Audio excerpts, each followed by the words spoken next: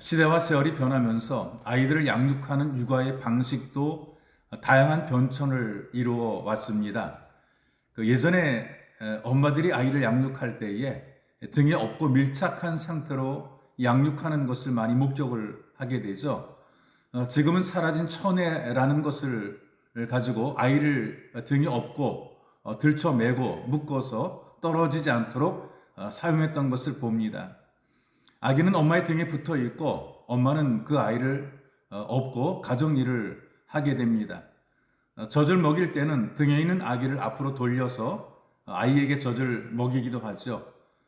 대부분의 아이들이 양육될 때에 엄마와 접촉된 상태로 양육이 되어지게 됩니다.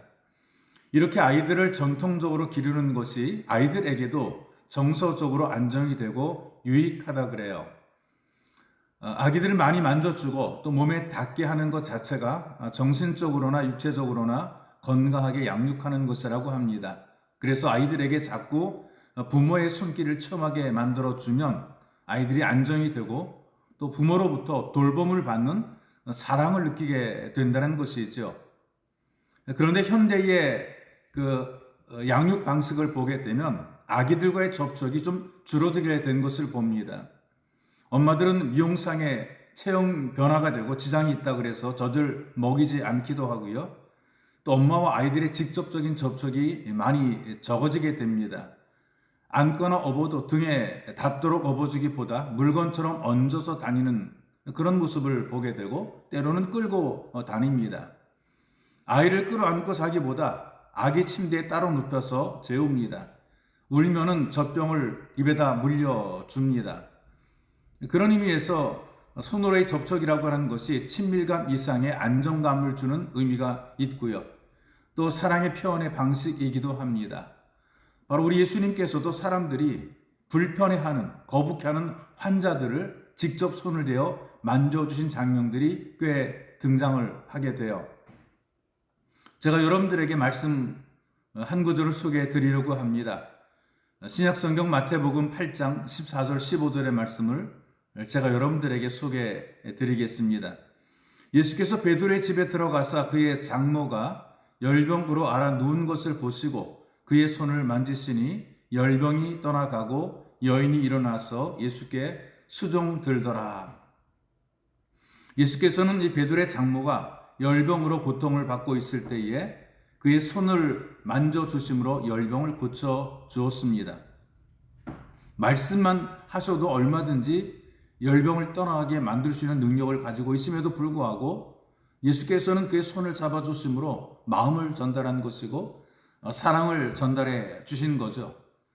이에 감동된 베드로의 장모는 치유가 되자마자 벌떡 일어나서 예수의 일을 돕는 일에 기꺼이 헌신하게 됩니다.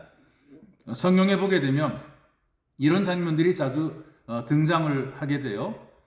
누가복음 4장 40절에 이렇게 기록을 하고 있습니다. 해질 적에 각색 병으로 앓는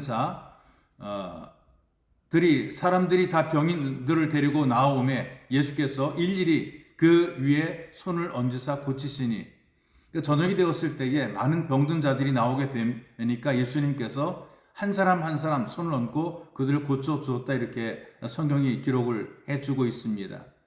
그 당시에 이제 환자 또 병자를 만진다는 것이 자기 자신에게는 부정하게 되는 것입니다. 대부분의 사람들은 일부러 이런 환자들을 일부러 피합니다. 그러나 우리 예수님께서는 일부러 그런 환자들을 만져주십니다.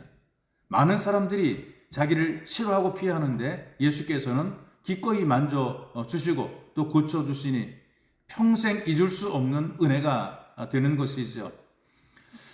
예수님께서는 아픈 사람뿐 아니라 나인성 과부의 아들이 죽은 것을 보시고 관에도 손을 대시는 모습을 성경이 보여줍니다.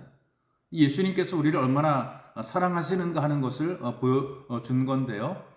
아무도 관심을 갖지 않지만 예수께서는 나에게 관심을 가지고 계신다. 이걸 우리가 믿음으로 받아들입니다.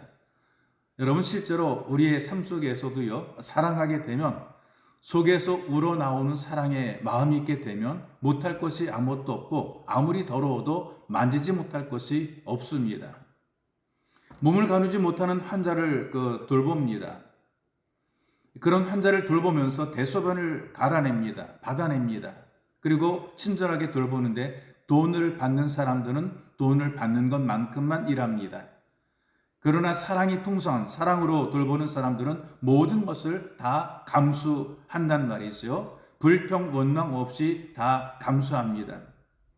냄새나는 사람도 감수합니다. 더러운 사람도 손대고 감수합니다. 사랑이 있기 때문에 손대고 만질 수가 있는 것이죠.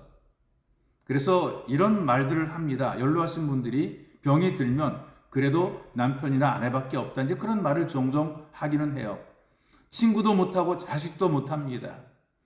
돈을 줘도 돈을 주는 사람은 돈을 주는 것만큼밖에 못합니다. 그런데 사랑하니까 무거워도 일으킬 수가 있고 더러워도 만질 수가 있게 되는 것이죠.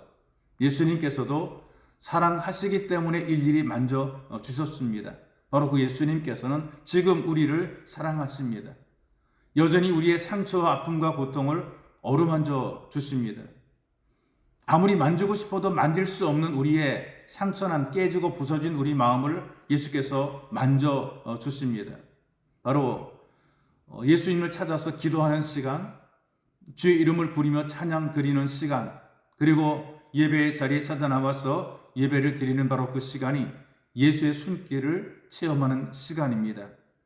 찬양할 때, 기도할 때, 말씀을 들을 때에 성령께서 여러분들의 마음을 만져 주십니다.